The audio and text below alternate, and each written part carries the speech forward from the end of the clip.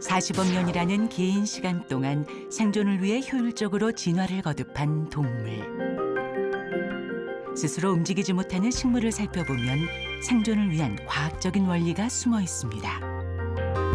하늘과 땅과 물 속에서 무수한 동식물이 이제 있는데 거기에 본뜰 수 있는 게 정말 무궁무진하다.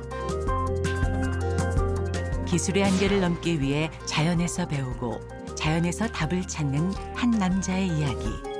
한번 들어보실래요?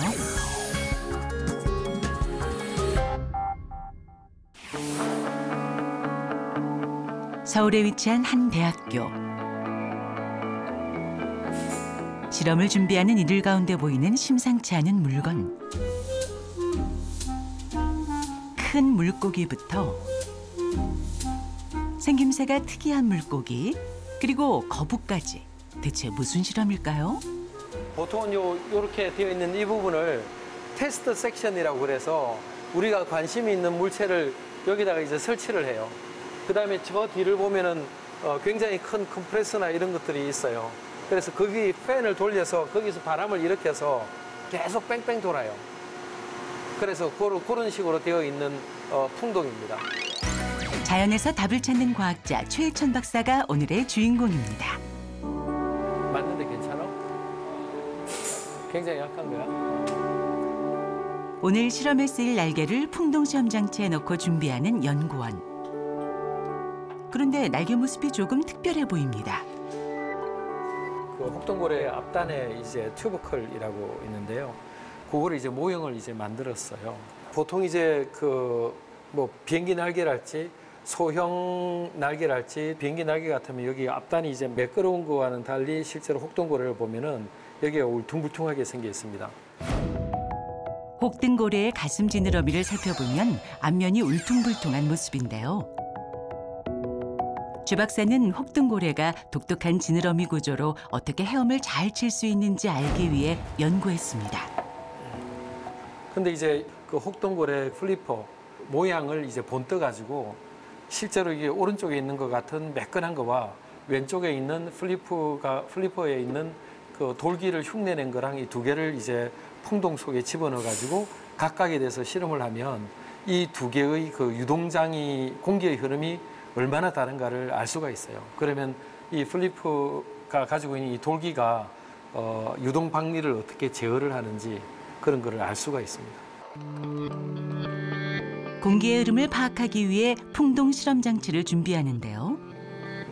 레이저 장비에 실험체를 놓고 준비하는데 실처럼 얇은 줄이 보입니다. 이건 뭘까요? 근데 이 줄은 왜 설치하는 거예요? 이제 여기 전선에다가 근데 전류를 흘려가지고 저희가 이제 기름을 바르게 되면은 기름이 타면서 이제 연기를 발생시킵니다.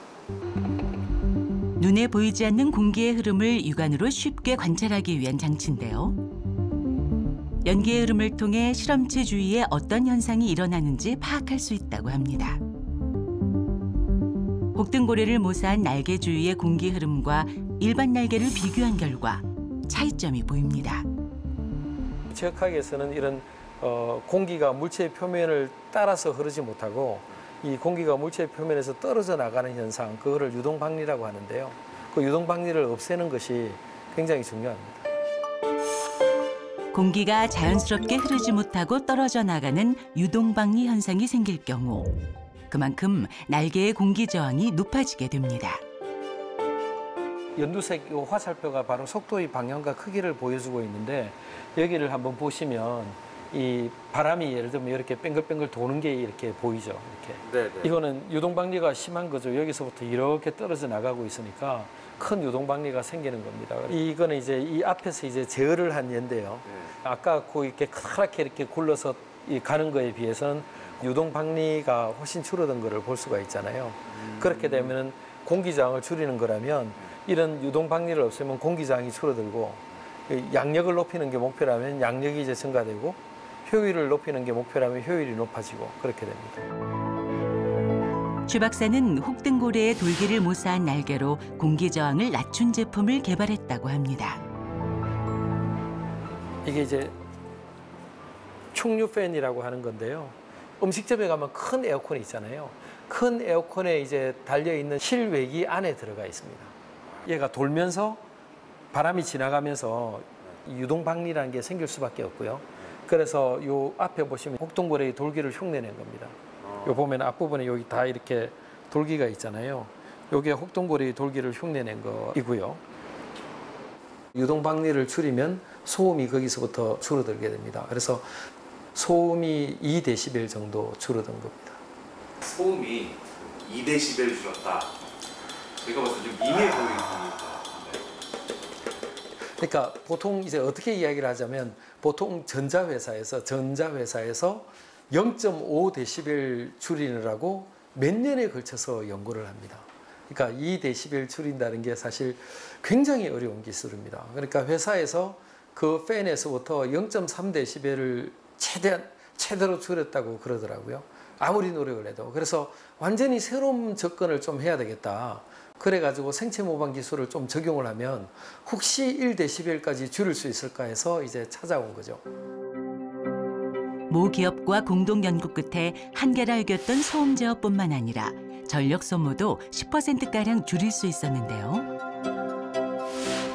이 기술은 2016년 올해의 10대 기기 기술에 선정됐습니다. 우리가 일반 지식과는 다른 뭔가를 얘가 갖고 있다면 그게 적응을 하기 위해서 분명히 진화의 과정을 통해서 만들어진 거고 그런 눈으로 이제 보는 게 생체 모방 공학이거든요. 그런 입장에서 보면 자연에서부터 내려온 거는 굉장히 에너지 친화적인 기술이다. 일본의 고속철도인 신칸센은 터널 진입 시 발생하는 소음 문제를 물총새의 부리 모양을 본떠 해결했을 뿐만 아니라 일명 찍찍이로 불리는 벨크로는 엉겅퀴 씨앗의 구조를 모사한 것입니다. 생체 모방은 무생물에서도 찾을 수 있는데요. 아프리카 짐바브웨에서는 흰 개미의 집에서 착안해 에어컨 없이도 24도를 유지하는 세계 최초의 자연 냉방 건물을 만들었습니다. 실험실 한켠, 정체를 알 수 없는 물고기가 보이는데요. 왜 여기에 있는 걸까요? 예전에 연구를 한 건데요. 여기 보시면 이게 이제 도세치라고 물속에서 가장 빠른 동물이고 최대 시속 110km 정도로 움직이는 동물이죠. 이 피부를 자세히 보시면 피부가 매끈하지 않고 묘한 게 이렇게 붙어 있잖아요. 저런 독특한 모양을 가지는 것이 우리 유척학적으로 어떤 도움을 줄까? 도세치의 비늘에 특별한 비밀이 있을 거라 예상한 최 박사는 살아있는 도세치를 구하고자 수소문 끝에 말레이시아까지 찾아가는 수고로움도 마다하지 않았습니다. 이게 마찰장을 줄이는 거를 정말 죽을 고생을 했는데 이거는 그 용어는 아니다라는 걸로 판명이 났어요.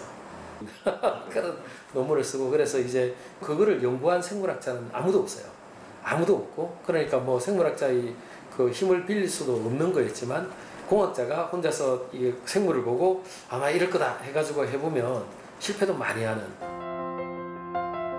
비록 허탈한 연구 결과였지만 최 박사는 낙담하지 않았습니다. 실패는 포기하기 전까지 일어날 수 있는 과정이기 때문이죠. 그날 오후, 최 박사를 따라 개인 연구실로 들어가 봤는데요.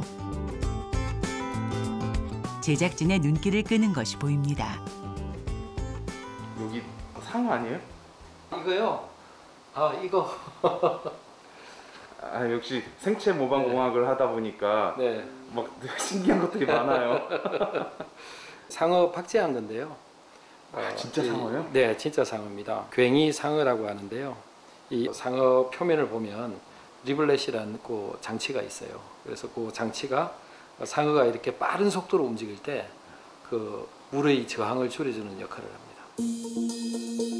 보통 상어의 표면을 떠올리면 매끄러울 것이라고 생각하지만 현미경으로 확대해 보면 미세한 돌기가 돋아나 있습니다.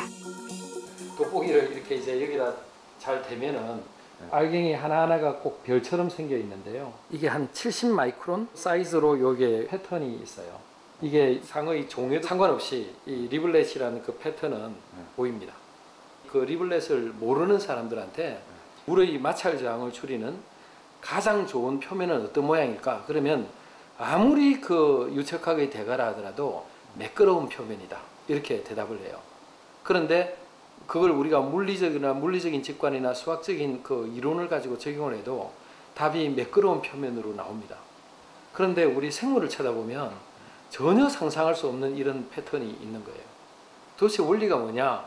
이 이제 궁금하던 차에 이제 제가 이제 미국으로 가서 그 울퉁불퉁함이 매끄러운 표면보다 마찰 저항이 적다는 거를 그 이유를 이제 밝혔습니다.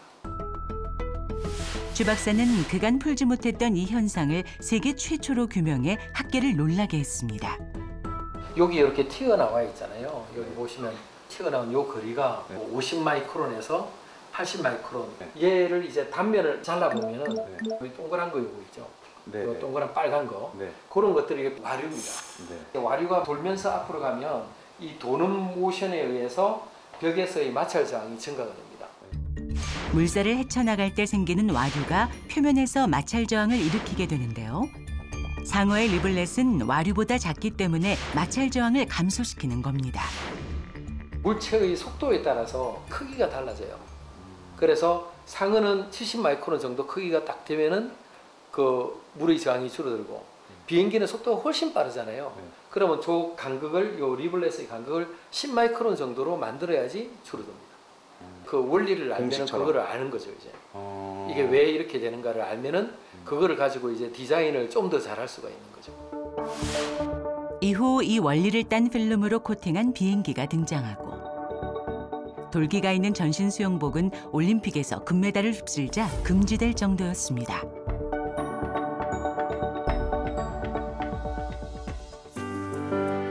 그동안 풀지 못한 자연의 비밀을 해결한 최 박사는 그 공로로 국내뿐 아니라 해외에서도 인정받았는데요.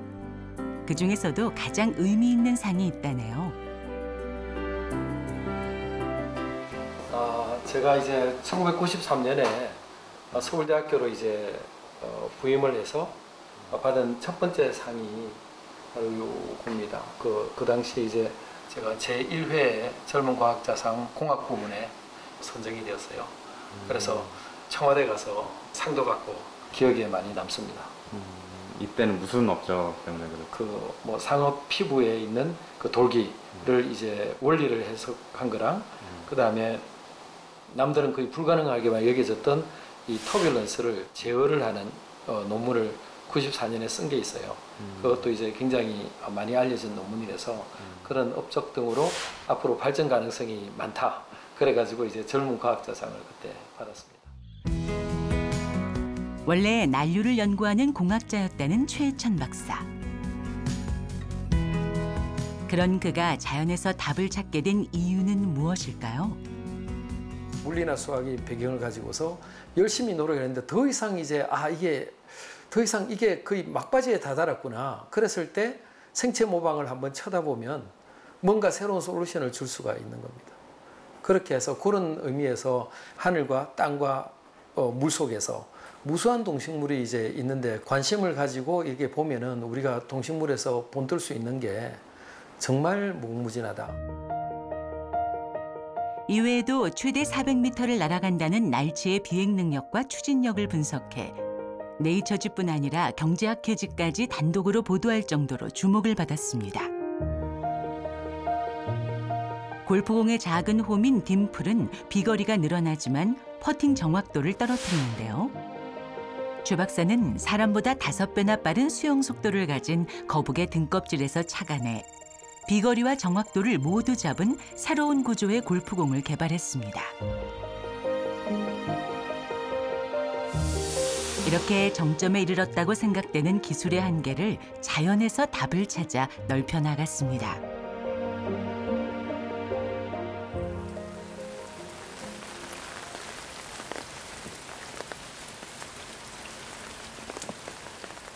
주말 오전, 최천 박사를 다시 만난 곳은 서울의 한 수목원인데요. 비가 내리는 궂은 날씨에도 이곳을 찾은 이유가 있다네요.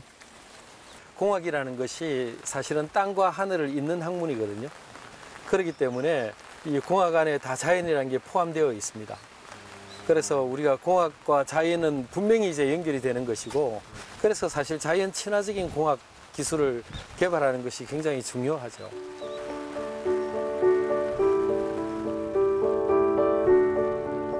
호랑이 굴에 들어가야 범을 잡듯 영감을 얻기 위해 자연을 찾은 것입니다. 여기 수선화 팻말이 있네요. 근데 지금 이제 철이 지나서 볼 수는 없는데요. 굉장히 독특한 성질을 가지고 있는 꽃입니다. 저희 연구실에서도 이 수선화에 대해서 연구를 수행을 한 적이 있습니다. 크고 무거운 꽃을 가진 수선화에 어떤 비밀이 숨어 있을까요? 수선화의 꽃이 크고 이제 무겁습니다. 그래서 이게 줄기가 이렇게 완전히 받쳐지지는 못하고 수선화를 보면 이렇게 고개를 숙이고 있는 그런 형태인데요. 줄기 단면을 잘라보면 레몬형으로 되어 있어요. 레몬형으로 되어 있고 그 레몬형이 비틀어지면서 독특한 그 줄기 모양을 가지고 있는데 바람이 불면 원형으로 되어 있으면 이렇게 꺾여져 내려가는데 이 그런 레몬 모양의 줄기 형태를 가지게 되면 바람이 불면 얘가 꺾이는 것보다 그 전에 무슨 일이 벌어지느냐면 얘가 이렇게 비틀리면서 이 비틀림 모먼트가 먼저 작용을 하게 됩니다. 그래서 줄기의 독특한 형상이 그 꽃을 보호하게 이제 만들어져 있는 거죠. 연구 결과 수선화는 독특한 줄기 구조로 바람의 힘을 20%가량 덜 받는다는데요. 최 박사는 이를 놓치지 않았습니다. 어떻게 이용을 할 수 있나 이렇게 생각을 해보면 바다에서 기름을 이제 퍼올리는 그 장치를 라이저라고 그러는데요. 문제가 뭐냐면 해류가 흐름에 따라서 그 라이저가 흔들리게 됩니다. 흔들리게 돼서 어떤 데는 끊어지기도 하고 그러는데 만약에 수선화 줄기 모양으로 그런 라이저를 설계를 한다면 그 흔들리는 것을 훨씬 줄일 수가 있는 가능성이 있습니다. 수선화를 본떠 바닷속의 기름을 안전하게 끌어올리고 개코 도마뱀의 발바닥을 모사해 우주에서도 물체를 쉽게 잡는 로봇을 만들 수 있는 비결은 자연의 지혜를 이용했기 때문입니다. 와, 저거는 뭐지? 뎁사리. 오, 이상한 식물이 있네요. 독특한 모양을 가진 뎁사리가 최 박사의 눈길을 사로잡았습니다. 식물학자들은 너무나 잘 알 수 있지만 공학자의 눈에 굉장히 묘하게 생겼네요. 지구상의 동식물은 약 200만 종. 흥미로운 연구 주제로 가득하지만 그만큼 어려운 요소도 많다고 합니다. 우리 눈에서 보고 쟤는 아마 저런 기능을 가지고 있을 것이다. 그런 식으로 이제 이 생각을 해서 연구를 하다 보면 실패를 하는 경우가 굉장히 많습니다. 그래서 논문도 찾아보고 하면 생물학자들이 많은 연구를 해가지고 있어요. 근데 이제 생물학자들이 우리 공학에서 쓰는 공학에서 알고자 하는 거에 대한 답을 정확하게 주지는 못하니까 생물학자의 공동 연구로서 이루어질 때 그나마 성공 확률을 많이 높일 수 있을 것이라고 생각을 합니다. 실패 확률이 높아 힘든 연구지만 무한한 가능성을 믿고 도전의 길로 나아갑니다. 세차게 내리던 비가 잠잠해진 주말의 늦은 오후. 그가 찾은 곳은 집이 아니라 연구실입니다. 갑자기 미술 도구를 꺼내 보이는데 의외입니다. 예술의 전당에 미술 아카데미라고 있거든요. 그러면 1년에 2번 이제 1년에 2개 학기로 되어 있는데 거기서 한 3년 동안 수채화를 배우러 다녔습니다. 그래서 그때 그림을 열심히 많이 그렸고요. 그래서 저 그림이 제가 2005년에 석 달을 걸쳐서 저 그림을 그린 겁니다. 그래서 제가 이제 원래 꿈이 은퇴하고 나면은 이 수채화를 그려가지고 좀 그 추상화를 수채화로 추상화를 한번 표현해 보고 싶은 그게 동기여가지고 그리기 시작을 했습니다. 꿈을 위해 시작된 그림. 그런데 이 취미 생활이 연구에도 도움이 된다네요. 색깔이라는 것이 참 묘하고 그림을 자주 그리다 보면 자연에서의 아주 그 미묘한 것들에 대한 관찰력 이런 것들이 좋아지는 거는 틀림없는 것 같아요. 그러니까 예를 들면 이 컵의 그림자도 색깔이 다 다르잖아요. 짙은 그림자가 있고 옅은 그림자가 있고 그림에 표현할 때는 다 반영을 해야 되거든요. 그런 면에서 관찰을 하는 것이 굉장히 중요한 것 같아요.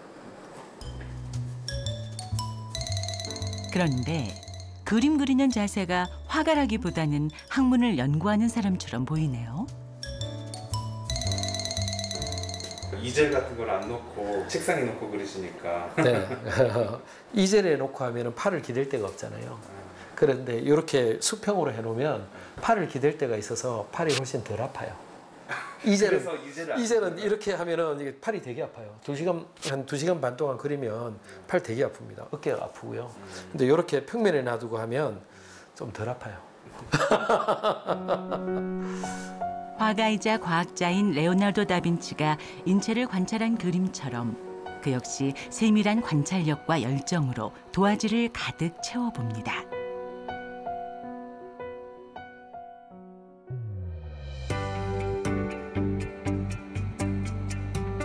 다음 날 수직축 풍력 발전기의 날개에 적용할 생체 모방 기술을 발표하는 최 박사 연구팀. 다음과 같은 이점을 가지고 있습니다. 회전하면서 굉장히 복잡한 유동 현상이 생기고 바람의 에너지를 온전히 다 전기로 전환하지 못하고 손실이 일어난다는 의미입니다. 날개로부터 에너지 손실을 해결하고자 찾은 생체 모방 대상은 바로 새의 보조 날개. 새의 이제 보조 날개라고 주 날개 위에 이렇게 살짝 덮여 있는 날개가 있습니다. 새가 착지를 할 때 뒤에서 이렇게 찍은 걸 보면 그 보조 날개가 살며시 들려 올라가는 걸 볼 수가 있습니다. 그게 양력, 뜨는 힘을 증가를 시켜야지 새가 이제 땅에 이렇게 내려갈 때 부담 없이 내려갈 수가 있잖아요. 그 작동 원리를 파란 색깔로 열렸다 닫혔다 하는 건데 그 장치를 잘 만들면 바람이 가지고 있는 에너지를 더 많이 전력으로 바꿀 수가 있어요. 날개가 회전하며 생기는 와류와의 마찰이 에너지 손실로 이어지는데요. 보조 날개 장치를 통해 와류를 떨어뜨려 전력 효율을 높인다고 합니다. 최 박사팀이 최근 연구하는 또 다른 분야는 드론인데요. 여기엔 어떤 문제가 있을까요? 그 드론 날개가 소음이 심하잖아요. 그래서 저런 유동장을 우리가 측정해서 보게 되면 어디를 건드려야 되겠다 이걸 알 수가 있어요. 드론의 날개에서 일어나는 소음의 원인을 찾기 위해 공기의 흐름을 시각적으로 나타내주는 장치를 준비합니다.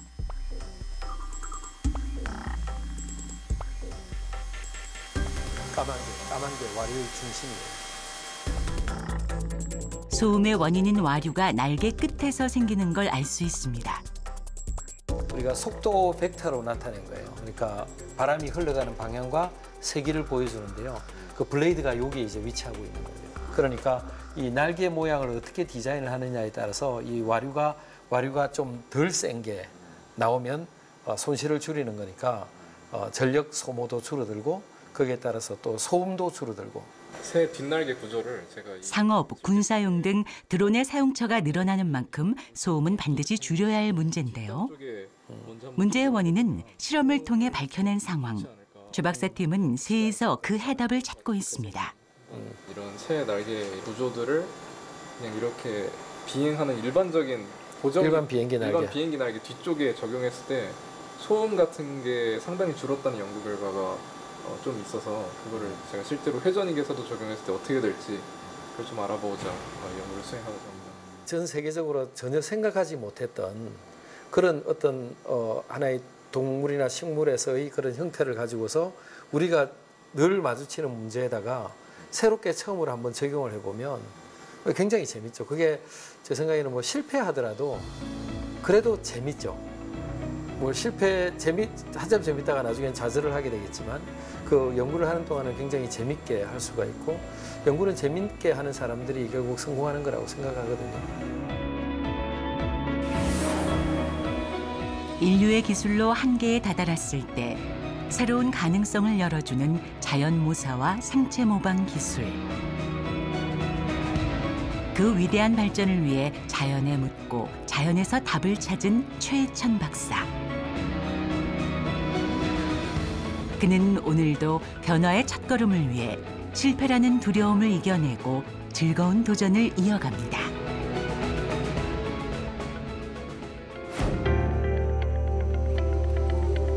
오셨네. 이게 뭔가?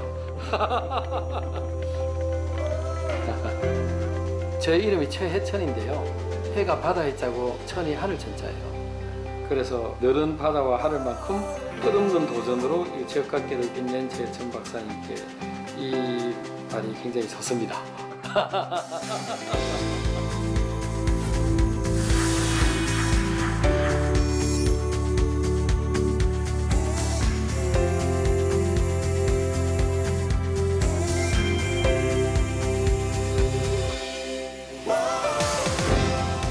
출연을 해서 잘 만들어 주셔서 많은 그 학생들이 봤으면 좋겠어요. 그래서 학생들이 자기의 진로를 공학이나 과학을 하는데 조금 꿈을 키우는 그런 계기가 되었으면 좋겠습니다. 감사합니다.